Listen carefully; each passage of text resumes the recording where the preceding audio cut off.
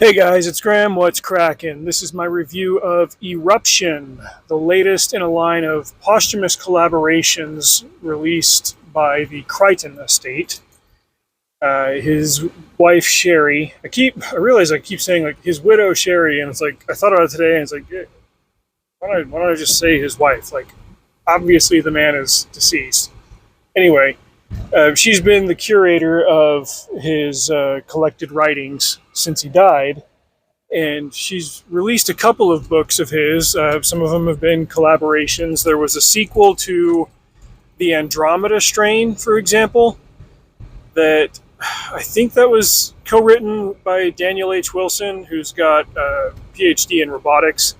I've read one or two of his other books and didn't think they were that good, so I wasn't very interested in the Andromeda Strain. Plus, I thought that was one of Crichton's like less compelling works. It had a couple of cool ideas in it, but I just didn't really get into it. So I haven't read that sequel, and I probably won't. And I think Wilson also, or maybe it was somebody else, finished a book that Crichton was working on when he died called Micro. It's kind of like his version of a Honey, I Shrunk the Kids, but since it's Crichton, it's based on plausible science. And same thing, like I got about halfway through that one and I was like, yeah, I'm just not enjoying it. But that was back in the day. Who knows? Maybe if I were to finish it now, I might enjoy it more. But my favorite one, and I've sung praises to this one over the years, and I'll probably read it again soon, is Dragon Teeth, which, if I remember right, this was a complete manuscript that he wrote in the 1970s, and it just sat in his archives. And I don't know if it needed much cleaning up or anything, but I read that one when it came out in 2017, and it was really, really good. And so whenever a new Crichton novel gets announced from those archives, I kind of approach it with the optimism that it'll be close to a Dragon Teeth type novel and not so much of like a, let's have somebody else collaborate and basically make their own version of a Crichton story type novel. The collaborator on this one was none other than James Patterson, who I realize like the man is everywhere, and it seems like most of his bibliography for the last 2 decades has been collaborations. Like he'll pluck another author kind of up out of nowhere, and it's like James Patterson with Bob Johnson, and the book will make the New York Times bestseller list because I don't know who, but apparently like people are just buying up anything with Patterson's name on it. And so that author will then get to say like, "Oh, I'm a New York Times bestseller." It's like, From what I understand, the process is like he gives the writer an outline, the writer writes the story and hands it back to James Patterson, and he looks at it and he's like, "Cool, publish." And that's just the way it goes. So it was interesting to me to see like, well, what would it look like if it was Crichton and Patterson was just kind of finishing it. I figured I'd be able to tell where the seams were because I'm pretty familiar with Crichton's voice and style and characters and all of that. And so if there was a crushing deviation from that, I'd be able to say, oh, this is the part that James Patterson wrote, or this is where his fingerprints hit the story. Maybe James Patterson's style is just similar enough to Crichton's, but there wasn't anything so glaring in this one. The characters were very Crichton-esque. Like, here's a person who's kind of worn down by life, but they are at the top of their field, usually something scientific. If it's a guy, chances are his name is John. I've noticed that over the years. Like, a lot of his protagonists are just like John whatever. John MacGyver, John Mac, John this, John Jones, John whatever. Like, there was even one of those novels, like one of his pulpy med school novels, where the protagonist's name was John something, the villain's name was John something, and Crichton was writing under the pen name John Lang. It's like, I'm gonna go with the old reliable here. Literally ain't broke, don't fix. John. So what is the point of this book, now that I'm a couple of minutes into blabbing on about it? It is called Eruption, like I said, and it's a disaster novel about a volcano going off in Hawaii in 2025. So very, very near future, obviously. In the afterword, Sherry Crichton said that she found pieces of it across various archives of Crichton's, like different hard drives and stuff, and it was hard to kind of piece different pieces of it together. Some of it was based on a trip that the two of them took to Pompeii back in the day, and how excited he got, interviews that he was doing with volcanologists, and all of this stuff that he normally did to piece together a signature Crichton sci-fi thriller.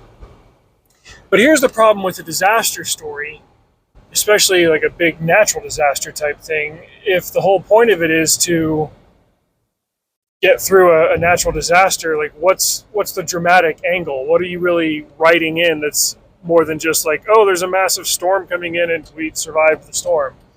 How do you write a volcano story? There were two volcano-type movies that came out in 1997. One of them was literally just called Volcano. It was some volcano in LA going off. It had Tommy Lee Jones in it, and I think Anne Heche. I can't remember. And the whole thing was just like, oh crap, like what do we do with a volcano going off in a city with millions and millions of people? And they're trying to figure out like which neighborhoods to isolate and how to get enough medical care to different people. And ultimately they've got to build this kind of like barrier of portable K-rails to divert lava flow into like the storm channels. Dante's Peak was the other one. That's probably my favorite of the two. It's got Linda Hamilton and Pierce Brosnan in it. And I want to say this is somewhere up in the Pacific Northwest that a volcano goes off. And same thing, it's like, oh, there's a volcano, we got to survive it. In this one, the intrigue is a little bit more like, oh, there's a volcano here, will it explode, won't it explode? And the scientific team that's there to analyze it, they disagree on whether it will or won't. And they've got good reasons for being hesitant because they've been wrong before and they've ended up like destroying property values in places that were near dormant volcanoes. So you've got to find some way to introduce a new angle to the disaster of it, and other than just like, well, if there's a volcano here, we know it's going to erupt, this now becomes an evacuation because you can't freaking fight a volcano. Well, they have an idea for doing so where it's like, I can't remember the exact scientific term, it's basically like pressure bleeding. They've got to find where the most likely spot is, like to basically like pop the pimple. Where's the magma that they can drill into and kind of vent the heat and the lava that would otherwise cause this thing to explode. When they started pitching this part of the story, I thought, oh, this is a lot like Twisters, which the original Twister was written by Crichton. I don't know what involvement Sherry Crichton or the Crichton estate would have had in the new one, although Crichton's name did appear in the credits to it. But the premise of that movie was, we've got this theory for a system that can quell a tornado. And in this book, Eruption, they've got a theory for a system that can minimize the damage caused by a volcano. They need to hire some drillers and blasters because, as you know, out of all the blue-collar disciplines, drillers and blasters are the sexiest and most powerful.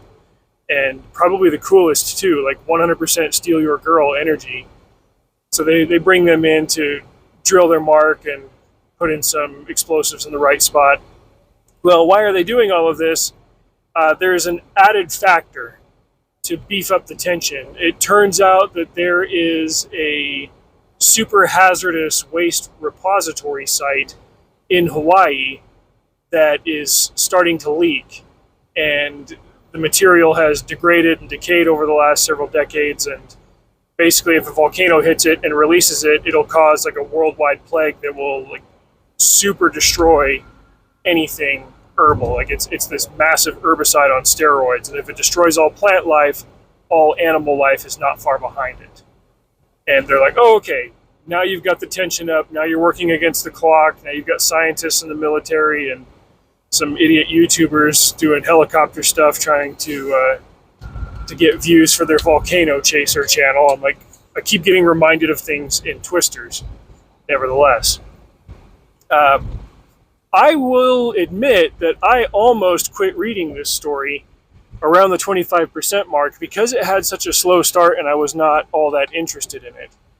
The characters, like I said, they were all very stereotypically Crichton-esque characters, and it took a minute for it all to establish and stabilize and come together. Maybe I've just been reading too many Jack Reacher books for the thriller type stuff. Those are books that just they punch you in the mouth right from the first paragraph. It's like, oh, okay, here we are, and the story is happening right now. But I'm glad that I stuck it out. And once those two elements of it came together, like A, we have a system that we want to try to mitigate this volcano that we know is going to go off in Hawaii, and B, there's also this super herbicide plague that might kill the entire planet, and never the twain shall meet, but if they do, oh crap. And so they send in the team of Crichton heroes, John, Jack, and John, and go from there. Overall, I'd probably give it 3.5 stars, but I don't know if it's the kind that I would round up to 4, just because I had a hard time getting into it initially, and I almost quit, but I'm glad that I didn't.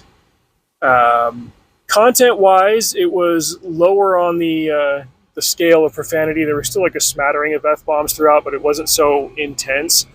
The last book that he published before he died was called Next. It came out, I want to say, in like late 2006.